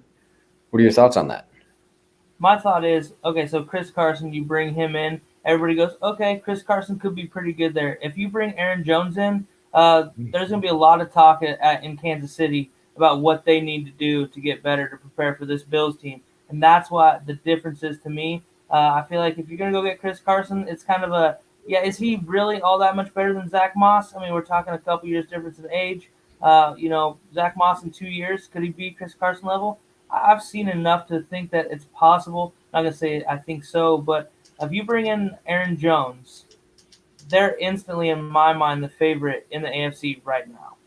But long term, I'm saying, are you sold that, okay, great, in 2 years when Aaron Jones or Chris Carson goes, they're 29, 30 years old, whatever, you don't want to hold a running back forever as an NFL team. Do you trust Zach Moss or Devin Singletary at that point? Because, again, at that point, they'll be into a second deal or at the end of a rookie deal. Yeah, by that point, those guys probably just walk. And, if you get Chris Carson, I feel like you need those guys to develop behind him and come in. Or you draft a young guy like you were talking about. I was going to say, what kind of value do you get out of Moss and Singletary right now? Probably not a whole lot. And at what their contract is, you probably just keep them around as decent depth, guys that know the offense with some experience. Hopefully you can kind of rely on them when they get or if they get the opportunity. Chris Carson, I just don't feel like changes their situation a ton unless you get top-notch Chris Carson. And, with the injuries last year, how much of that was a product of just being in Seattle and being with Russell Wilson? But I think if you have Aaron Jones, those other guys end up walking, and I think it's really smart to bring in a young guy. Maybe not even this year, maybe next year in the draft. They're going to be picking late. They're probably going to do well and go deep into the playoffs. So that's kind of where teams tend to take those running backs, like you said earlier.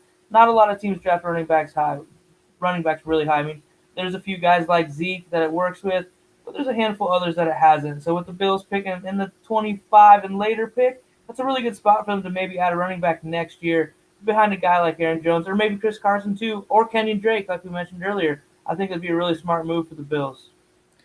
I want to give a big shout out to Travis Sumter in the chat, man. One of our guys that we started our journey with. He's over at True Serum now, dropping content. So go follow them. Go follow Travis. Thanks for joining us, Trav. Appreciate you, man. Excuse me. We're going to go in, though, with our last team of the night. I know it's not where we wanted to end, obviously, but we're at our time constraints. And obviously, I'm going to drop some things that we're working on later where everyone can watch it. Let's talk about the Carolina Panthers, guys. End it off with them. Obviously, the 1.01 in pretty much everyone's mind in redraft and fantasy and dynasty and whatever you can in CMC, right? He didn't play very much last year, obviously, because of injuries, but the games that he did play in, he was phenomenal. He was CMC. You got Matt Rule there now, a guy out of Texas. I always give the juice to the Texas guys, right? You got Robbie Anderson. You got Teddy Bridgewater. There's talks that they're taking. We're not even going to talk about quarterback, right? We're just going to talk about running back. You got CMC. And then you have Mike Davis, who was so phenomenal and proved that he could do what you needed to in a yes, you're right, Ryan. What we could do with Mike Davis. So, Tom, kick us off, man. Carolina, that's one of your teams, man, that you watched growing up. Obviously, there's some baggage there for you. What do you think, obviously, and obviously, dive on this, too. There were talks, a week ago that CMC could be traded to the Texans for Deshaun Watson. That's probably not going to happen. But what do you think about the running back situation? Well, first of all, I wouldn't say there's baggage there, right? I was by no means ever a Panthers fan. I just want to get that out of the way.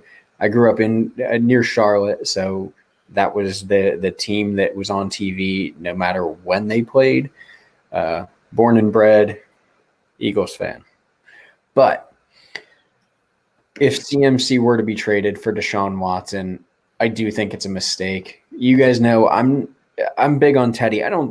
He's not a 10-year out quarterback for them, but he's a guy that you can easily play for the next 2 to 3 years or bring in a Kyle Trask and develop, right? Like, so quarterback's not that big an issue for them to me to trade away arguably one of the best running backs in the last 15 to 20 years, right? Definitely one of the best pass catching backs in the last 15 to 20 years. So CMC, no question, he's one of the best that we've seen. Mike Davis, I mean, he was incredible last year in the time he came in. The offense around him was struggling a little bit for those couple games, but he was kind of able to step up in the running game, I thought at least. But who I'm kind of high on, and it's very, very limited, film on this, is Reggie Bonaphon or Bonaphon, whatever it is. Reggie Bonaphon, man, yeah. I mean, we're talking over 2 years, we're talking 28 rushes, but you're averaging 6.6 yards a carry. He's got 11 targets in the passing game, averaging 9.4 yards a reception. And he's got 1 receiving touchdown and 1 rushing touchdown. I mean, it's, again, very, very minimal film, but I like what I see. CMC did restructure today. Billy just pointed that out in our chat. I appreciate you pointing that out, Billy. Frees up some cap space for him this year. I mean, cap space is the name of the game this season, right? Yes, it is. was it 18 million lower than it was last year, something like that. And every single year before this, it's gone up. That is massive for it to drop by $18 million, right? COVID. I mean, that's almost 10% of the cap. So definitely a big deal. Again, I think that your best bet here is to keep CMC. I like Bonaphon, and then maybe mid to late round, probably more late round, take a bigger guy kind of to replace Mike Davis. It might not be worth bringing him back in free agency.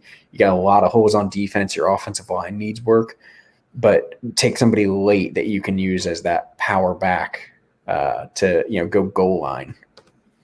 What do you think, Ryan?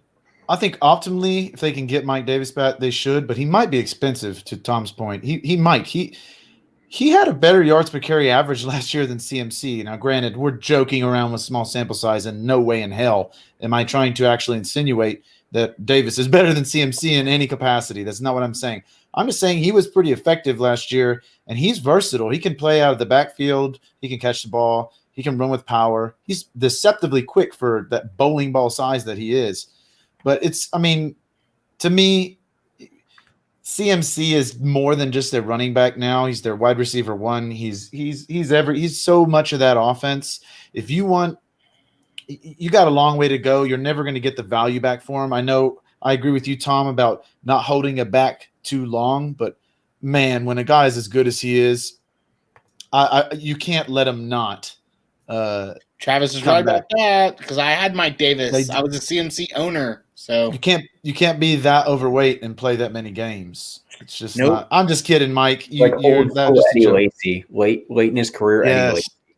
Yes, exactly. And you know what? Mike Davis did look good. Granted, I didn't think that offense was all that special late in the season, so defenses could kind of tee off on the run. As far as I just don't think there's enough with any of the other guys. They got Trenton Cannon and Rodney Smith too. I don't think they need to address running back in the draft unless they lose Davis. So let's see what Davis is going to cost in the open market. If they can get him, they should be fine. If they can't, maybe they can find one of those bigger backs to add to the team to help CMC and maybe keep him out of those 3rd and 1s, or maybe roll him out in the 3rd and 1s and pound a quote-unquote fullback type of a guy in to get those grindy yards. Billy, what do you think about Carolina? Yeah, I think the biggest thing with Christian McCaffrey is a guy that size coming off over 400 touches the year before. Injury's kind of a probability for just a guy that, 5'9", 205. He is a built guy, but that's relatively small for NFL running back size. And I just want to point out another thing. Christian McCaffrey is the most special back in the NFL. He may not be the best running back from a fantasy standpoint. Just his floor is like most guys' career years. And Mike Davis caught 59 balls in this offense with Matt Rule under center. If Mike Davis is going to catch 59 balls, you could at least double that for McCaffrey, which puts him right in the same range that he had the year before last when he was healthy, when he became only the 3rd man in NFL history to rush for 1,000 yards and have 1,000 yards receiving. Marshall Faulk, Roger Craig, Christian McCaffrey. Pretty good company. And not to mention, if you put his numbers next to Marshall Faulk's, the year Marshall Faulk did it, almost identical numbers, a little over 1,300 yards rushing, just over 1,000 yards receiving. McCaffrey had 4 receiving touchdowns. Faulk had 5. Marshall Faulk had 7 rushing touchdowns. Christian McCaffrey, 15. Another big stat, Marshall Faulk had 87 catches that year. Christian McCaffrey, 116. So that's putting it out there where Marshall Faulk numbers. Marshall Faulk was a fantasy football god at the running back position for a good portion of the late 90s into the early 2000s. Because he was one of the only guys that really did catch the ball. Had PPR been that prolific back then, Marshall Faulk numbers would have been way out there, similar to what we've seen Kamara and McCaffrey do the last couple years. McCaffrey's in his own world from a fantasy standpoint, an electric talent. He crushed my Hawkeyes in the Rose Bowl, and he hasn't quit crushing everybody he plays since. So I really like this guy. I like him as a person, love him as a player. Probably has to be your 1.01, given the health situation, the offense, the receiving ability, and our modern-day PPR scoring format we talked about earlier. So Mike Davis, like I said, caught 59 balls, filled in really well. Him with McCaffrey, I think he has a bigger workload when McCaffrey's on the field, trying to cut those touches down a little bit. 400's a lot for anybody. Real quick, I could see Mike Davis, even being 28, going on 29, we're talking about how expensive would he be. I wouldn't be shocked if we saw a team that, has smaller running backs and needs kind of that power back and is a win now mode, overpay a little bit for him. Yeah. San Francisco, depending on the situation, they don't really have a great big back. Might be a team that wants to go into a Mike Davis more than Carolina wants to. That's fair. Do you think Mike Davis would be an upgrade for Buffalo? Yes. Me too. Immediately, yeah. Me too. Yeah.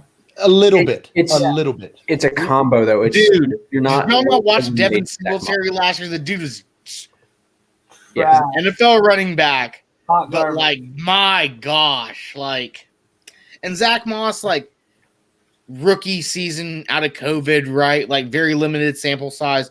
He had flashes, right? So he could be super, super good.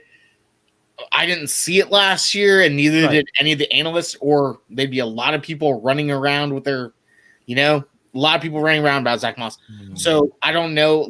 Obviously, Mike Davis did the damn deal, I'll tell you one place he would be a huge upgrade right now for Buffalo. That's pass blocking and being on the field on third down.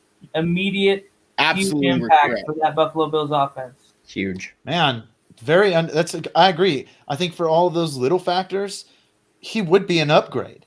Yeah. I think he would make Buffalo a little bit better. Again, I would even call you're not eliminating the guys already there. Correct. Right. Not at all. It's a package. Yes, But also remember, Aaron Jones Buffalo is a running back away from a Super Bowl. they are. They were a They are. running back away from it. They had Aaron Jones last year. They have Mike Davis last year. They have They have David Johnson last year. They're in the those Super guys are all upgrades. I mean, agree. the Bills are a team that really, you guys, when they built leads, they couldn't just hand it off and kill the clock. Sometimes games got closer than they should because when teams can sit back and make you throw, knowing you're going to throw, and just knowing that your running game is not that effective, it really changes what you're able to do as far as closing games out. And we saw the Chiefs kind of struggle. A lot of close games this year. Why? They don't build the lead. Damien Williams doesn't take over. Guess what happens? Teams start throwing. They start catching up after they start getting a couple stops. And really, that's the only time you saw the Bills sputter is when they got a big lead and they couldn't just run the clock and get out of there. If you can get about 3.5 yards per carry, then you're good to go. You need to get the first down. Keep the ball moving. That's it. Here's an upgrade in my mind too, and super cheap. Mark Ingram. I love Mark Ingram. If you get him in a bring him in and play him situation, knowing he's there 1 year, let him rock. I like Mark Ingram a lot. He's a super hype man too. He's gonna love Josh Allen. Yeah, he's gonna make that dude breakfast every morning. And he builds confidence in the guys around him, man. I think he'd be a great addition. So this free agency, obviously, we're gonna keep everyone up to date about all that. Be really nice. Hold on, I got some messages over here. I don't know what all that means, but okay. I don't know that. Okay, that's fair. But Ryan, Tom, Billy, we're at that 90-minute mark, guys. We didn't get where we wanted to, but next week we're going to go a little bit quicker. We're going to have John Lobb with us, and we're just going to go. Talking about running backs. Let's talk about real quick, guys, before you say where everyone can follow you at, because we're always going to say that. What are we working on right now, Ryan, that's kind of like our flagship thing that we've always had to work on, right? When we started working in this industry, we're like, we're going to do this tournament. We're going to do it. And we just kept it going. I talked about it today on Clubhouse. Scott Fish was with us. Bob Gilchrist was there, and we've had some support. But for everyone on Twitter, on Facebook, Ryan, let everyone know what they should be doing. Yeah, you should be signing up for our it's a tournament benefiting St. Jude. Last year we donated over $1,200 to St. Jude, and first place, Rusty Meyer, got $1,200 as well. So it is a tournament that not only benefits the person who wins it, but also helps fight childhood cancer, and that's a big deal. St. Jude does amazing work, truly amazing. We're going to be hosting our second Travis, I've got you signed up, man. Don't you worry. You're on the list. We'll be hosting our second annual bowl, which is going to be a PPR standard tournament. We're also introducing this year auction leagues. We're going to be introducing guillotine leagues, vampire leagues, best ball leagues. We're going to have an eliminator. We're going to have a pick'em. We're going to have a rank. We're going to do all of the interactive ways to play fantasy football. We're covering them. So we're going to be hosting all of these leagues. We'll be commissioning them. Again, money is going to go to charity and money is going to go to the winners. We're not making anything off of it. We didn't make anything off it last year. We won't make anything off it this year. It is just for charity and for the greatest among us, which will be me this year. Like I said last year, eventually I'll get it right. The Brian Squirrel gets it right every once in a while. So for guys, we are all really stoked to get back into this again. I had a blast last year. It was fun chatting in the chats with everybody. It was fun getting some smack talk going. It was fun watching which teams make, because we have a playoff format for 144 teams last year, which I am expecting to get much bigger this year. The bigger we get, the bigger the prizes, the more money we make for St. Jude. So tell everybody, tell your kids, tell your wife, tell everybody about this tournament because it's going to be fun. There's going to be a lot of people. And again, it goes to a good cause and you can make some money and prove you're the best. Any of you can beat me, feel free to try. It's going to be awesome. I'm coming, no Michael Thomas this year, so I'm coming hard. Yeah, Michael Thomas. Again, guys, just benefits belly up. Oh, Chris, okay. That's the wrong ring. It's not for the right league. Yeah, different. I mean, league. I'm just saying Ryan hadn't beaten me yet, so. I did beat you in that league, but I lost you in the playoffs, so I'm cool with it. My Prescott's back, baby. My one loss all season, I give it to you. One loss all season. We'd be fair. okay. And you beat me in the playoffs. I'm cool with it. You won't do it in again. The championship, not just the playoffs. We were in the championship, Ryan. Give yourself credit. We talking practice. It was that was a fun league. I'm really looking forward to that. It's a dynasty league we're in. I'm really looking forward to bringing it back with a healthy Dak next year as my QB2 behind Mahomes. So I'm really excited about that. But again, back on point where I was in a second ago. Guys, this tournament, this is I really can't stress enough how awesome this is and how much this is going to help children with cancer. It really does. We love working with St. Jude. We plan on doing all of our leagues tying in with them. It's just a great charity. So join up, message any one of us, message Fantasy First Rounders, message any one of us three on Twitter. We can get you on the list. We will be sending out the invites as we get everything together and we start figuring out how many people we're going to be having this year. So let's see how big we can get it. Come compete with us. You will lose, but it'll be okay. It'll be fun in the process. Ryan, I think there's more than 3 of us. 3 of us. Did I say 3 of us? You said message any of us 3. Oh, feel free to message any of us 4. Don't message Tom. I'm not great at that, but I can get over. Joshua, so did I, though. We were in the same league or the same division, but that's okay. That's the division I took 7 running backs in the first 7 rounds. We'll be okay. Billy, where can everyone follow you at? Obviously, we're on the Rumboyz right now. So what are you working on content wise? What are you gonna be dropping? And then that's it, right? Yeah, follow me at bwit24. Happy to be joining the Rumboyz Network. And to piggyback Ryan here, join some of these other formats that maybe you're not as familiar with, and get some experience with us, and take it back to your hometown and kick the shit out of your friends. That's ultimately what we're trying to do here. So, auction leagues, maybe you're not into that. Give it a try with us. See how it goes. We had a lot of fun last year. Very low drama event. We like to keep it fun, and we have some great people involved as well. So, and I plan on not joining Joshua and Chris on the list of bombing the St. Jude Bowl like I did last year as well. I will not be taking a quarterback in the first round ever again in my lifetime. I don't care if it's Mahomes or not. It hurt real bad. It made it really not fun just getting the shit kicked out of me all down the stretch last year. But I'm looking at these rookies right now. I cannot get enough of this rookie class. Yeah. I'm catching myself in just wormholes of watching guys and wanting to see more of them.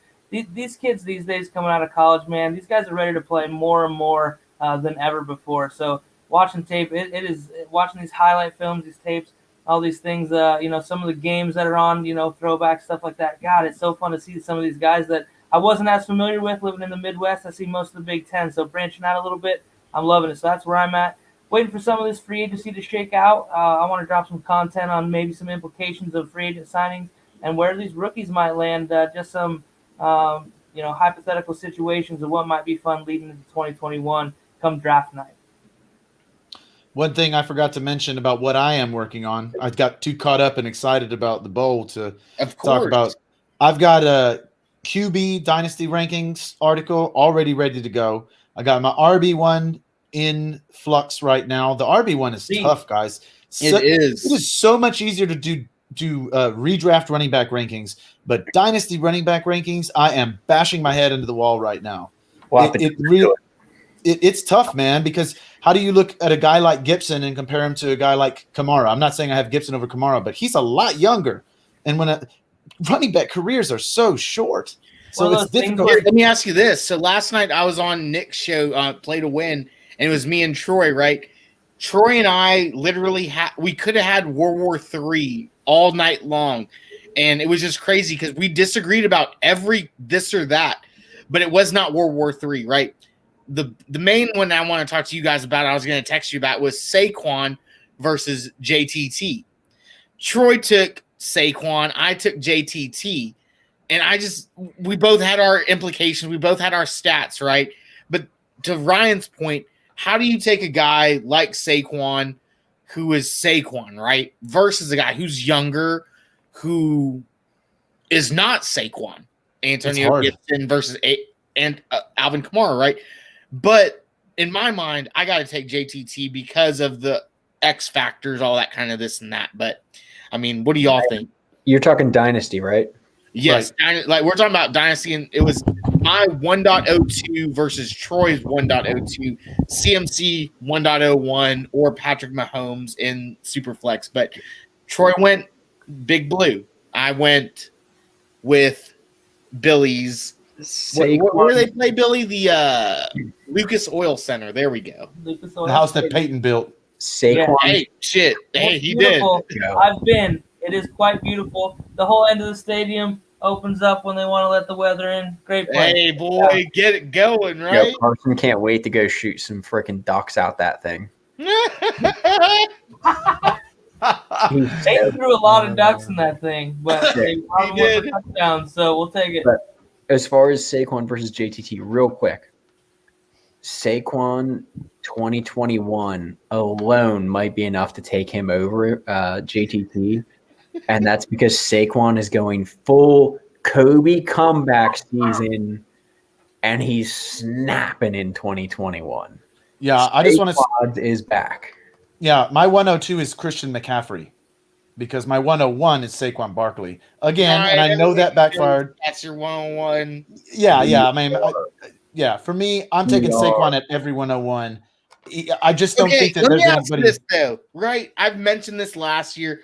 Travis, that's super funny because yes, JK is my one. Like, yeah, obviously super funny. Like, yes. But let me ask you guys this, and everyone who's in the chat, right? The New York Football Giants are so good, right? The potential, like on paper, there's Tom. They're so good. You got Daniel Dimes, you got Saquon, Darius Slayton, Evan Ingram.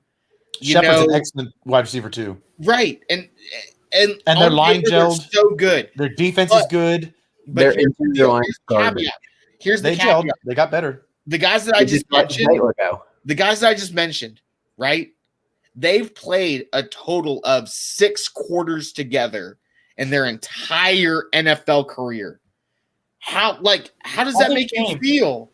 That's excited. That's not good. Like if I'm a Giants fan, I'm like, God dang, that sucks. How much does Saquon being on the field help Danny Dimes develop? Exponentially. Everyone who says he doesn't is silly. Without him, Danny Dimes doesn't get a second contract. Yeah, I agree. And I love Daniel Jones. There's not a true number one. There's not a true number one in Travis. I think Travis is right too. But I love Slayton, especially if you can get a guy like maybe you go get a guy in free agency. I wish they could have gotten a guy like Ryan. Robinson. You see this from Joshua? Yeah, I know Joshua, but He's our dude. He's been with us from day dot. Hey, Saquon caught a lot of balls when he was healthy, though. You guys. Oh my gosh, that's the thing. So here's the thing: Saquon on the field can, I think, make up for not having a true number one, but you don't have to rely on that. This would be the right pieces. They do. They have the right pieces. They have two options. They have number one is go after an Allen Robinson or Kenny Galladay, right? Kenny Galladay. No, I think they let him go. I was going to say Juju, but I don't like Juju in New York. I like Kenny Galladay. I like Kenny Galladay. That's sweet. Kenny Galladay. I have a really interesting one for you guys at wide receiver. Okay. What if maybe they don't make a huge splash? What if they brought in a guy like Emanuel Sanders who just got cut? He just got cut, boy. Give the juice to Experience. I think he's a wide receiver too at best, and I think that you just ran into that same issue. But I agree with Tom real quick. Emanuel Sanders kind of like Golden Tate, right? Like it's the same song, different story. Yeah. Like 3 wide receiver twos might work. I think what could Emanuel Sanders bring those young guys though? Quality over quality. Ryan, the Eagles thought that having 5 cornerback twos would work, and it didn't. Yeah, but the Eagles didn't have Saquon Barkley playing safety. Like, if they did, it would have worked. We had Marlon Jenkins playing safety. That's fair, but Saquon's got way bigger legs than him on the defensive line. You know what I mean? Like, what were you saying though? You were saying something real quick, and then we all just started talking about Saquon playing safety. Who? Me, Tom? Who are we talking about? Here's the deal: Emanuel Sanders in this offense. Way more of an impact on young guys than Golden Tate, in my opinion. And also maybe the quarterback position. Just look at who he's played with. Roethlisberger, Peyton. I mean, this guy's been with some really good guys. Been to Super Bowls with 2 different teams. He can bring a lot to that locker room with the development of a guy like Darius Slayton. Yeah. I don't think it's a bad pickup. Don't get me wrong. I'm not saying that, like, don't pick him up. I think that could be fantastic, but I think that you benefit from getting and so here's my thing. If you bring him in, you almost have to get a true wide receiver one in the draft. Whoever Smith, whoever you think it is, right? And I'm not even gonna get into that today. That's not worth it. But like 50 of them go first round receiver, and you have to go like big splash on it. I think he prevents you from having to sign Kenny Galladay or Allen Robinson, maybe, and then you can draft the guy. That would be cool. And that's possible. It's do you want to bring in 1 receiver or do you want to bring in 2? And to me, they have enough other holes that it could be worthwhile. And again, it depends on how they want to handle the cap. I don't know their exact cap numbers off the top of my head here, but you need interior O-line because you just got rid of Zeitler and they didn't have much else inside. And that defense has a lot of holes. Mm-hmm. There's some issues there. So again, it's the offense isn't far off from where it needs to be, but you need a wide receiver one, whether that be bring in somebody in the draft and a guy like Sanders, or bring in an A-Rob or Galladay and call it a day. I'm with that for sure. I think honestly and mostly, but I would stick with the trenches. I think that they said they need a pass rush. I agree. They said they need I want to see them focus on the O-line more because they did improve. I do think in this particular scenario with an Evan Ingram type of a field stretcher tight end and a guy like Saquon, they can get away with not having that wide receiver one. And at the very least, getting that line is going to protect Daniel Jones and Saquon Barkley for another year. Well, I mean, I'm a big fan, Ryan, and because of you, and you can all call me a truther or a homer, whatever you want to say. With Saquon, with Evan Ingram, I feel like Darius Slayton is the wide receiver one. I kind of do too, man. I think the potential's there. For it, he has the potential's there. The potential. It's the whole opportunity versus talent situation. He's going to get the opportunity if they don't bring someone in, but he also has the talent to do it. So I like that, guys. We're at 100 minutes. I love you guys. We've done a great job tonight. We had Robbie with us. Shout out, Tom. Start from the front. Where can everyone follow you at? What are we doing? Where can we? Blah, blah, blah. You know what I'm saying. We've done this too many times. At FFR Tom, the new Twitter handle. Make sure you follow me there. New thing we started last week, and I'm going to start going forward. Going to try and go every day on this. I want to get this trending, right? I think all you guys are on the same page as me. Yes. Hashtag Start Minshew 2021. until he gets either a starting job or he comes on the show or both. That'd be- Gardner, come on the show, Gardner. We Right. really, really, really like you. I'd love that. We should. Too.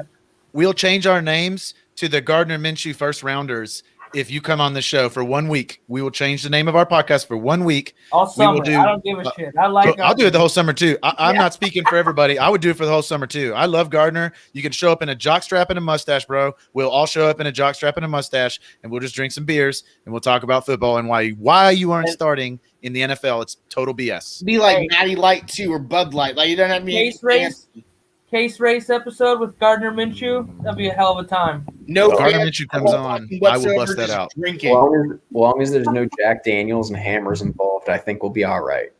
I'm down for hammers and whiskey. I'm just saying. I mean, hey, I won't say no to that either. I'm not going to lie. But make sure you follow me at FFR Tom, though. That's where you're going to see takes like that and talking about pulling out Jack Daniels and hammers. It's a good time. Boys, what do you got? I got thank you guys for listening. We genuinely appreciate it. It's been fun. We're looking forward to so many more running back episodes.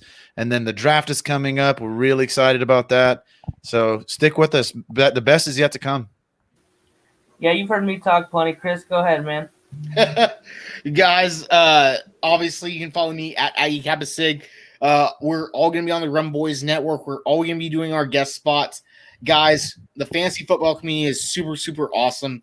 If you're watching this and you want to dabble in it, let one of us know. Come on board. Robbie is getting guys on the Rumboyz network daily. And we do so many different things, so many different sports. Check out Sven with his new baseball pod coming out soon. We got basketball. We've got college sports coming up. Guys, we got sports betting. The Rumboyz network is going to the moon, if you would. And also, guys, download the SportsMe app. I will be on there tomorrow dropping off some new battles / new things at the John David Crow Play for All Park and College Station. That's a replica of Kyle Field. Check me out around 10 o'clock in the morning, and I'll have some stuff out there with me and my daughter. Guys, it's been super, super fun. This was the Fantasy First Rounders series number 1 or week number 1 of the running back theorem. Guys, winning is not everything, but wanting to win is everything. Remember that. Take that into fantasy football and your life. Guys, we'll see y'all next week as always, because we're super consistent and we'll never let you down. From the Fantasy First Rounders, y'all have a great night.